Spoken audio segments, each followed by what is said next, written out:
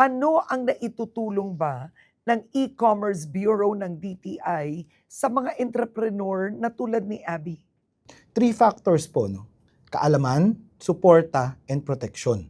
Sa kaalaman po, tinutulungan po natin sila. At the very least po, matuto po sila kung paano po gumamit ng digital tools, mag-onboard po sa mga digital platforms. Meron po tayong mga trainings para po malalaman po nila kung paano po magnegosyo. Not just online, pati offline po. Kasi it's not just e-commerce bureau po ang tumutulong po sa ating mga MSMEs, but the entire DTI po. Sa suporta po, sinusuportahan po natin ang ating mga MSMEs, ang ating mga online sellers po. We invite them po sa ating mga regional trade fairs, national trade fairs, para mas lalo pong ma-expose at mas mapalawak pa po ang presence nila dito po sa e-commerce po, or yung mapalaki pa po ang kanilang market. Sa protection naman po, kagaya po ng produkto po ni Ma'am Abby, ma'am, ito po'y sarili nyo pong gawa, Yes. manufactured po. May pagkakataon ho, baka ho may nagbebenta ho ng peke, hindi po nila ginagawa. Maaari po silang dumulog po sa e-commerce bureau po para ho mapatigil natin yung online selling ng peke po na produkto po.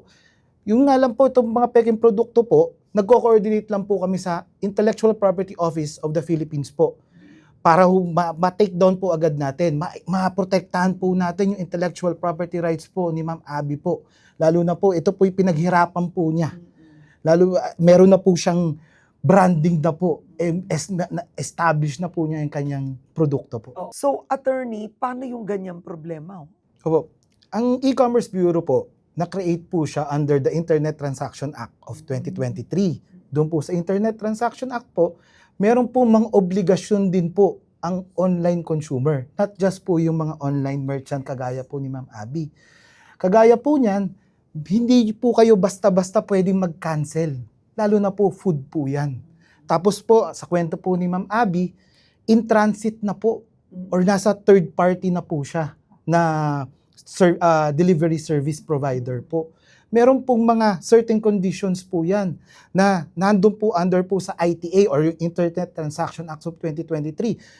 Una po, bago nyo po i-cancel, dapat pumayag po yung parties. Kasama po si Ma'am Abby po doon or yung platform po.